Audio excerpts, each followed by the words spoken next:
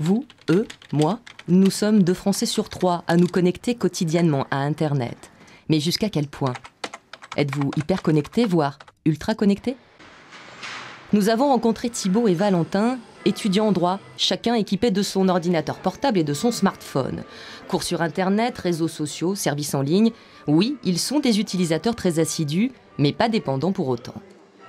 J'ai certains amis qui sont un peu dans cette situation-là où c'est difficile de les amener à des soirées, qui préfèrent rester sur leur PC. Bon, c'est dommage, mais bon, il y a vraiment une forme de dépendance qui peut naître.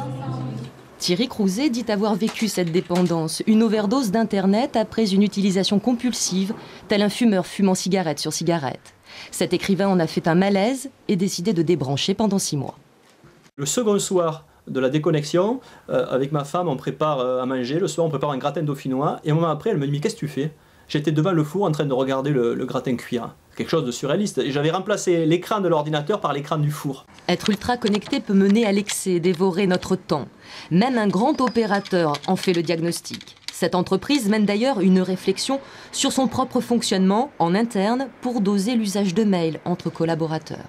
Éviter les mails le soir, après une certaine heure, et puis éviter les mails de week-end, ou en tout cas ne pas en attendre de réponse.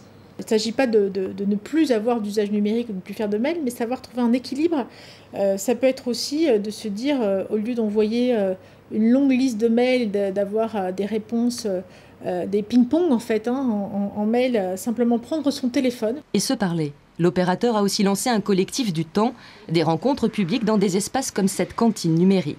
La responsable des lieux, elle-même très connectée, veille à doser son temps sur Internet et pas de raison que les jeunes deviennent massivement dépendants. Je pense que c'est une génération qui sera peut-être un petit peu plus blasée au niveau des outils, puisqu'elle est née avec des smartphones dans les mains et peut-être ils auront une utilisation finalement beaucoup plus, j'allais dire, anodine que ce qu'on peut en faire nous, qui sommes encore émerveillés devant la dernière invention. Dans ce foisonnement, il faut raison garder, sans oublier que 20% d'entre nous ne sont jamais connectés par choix, peur ou manque d'argent pour s'équiper.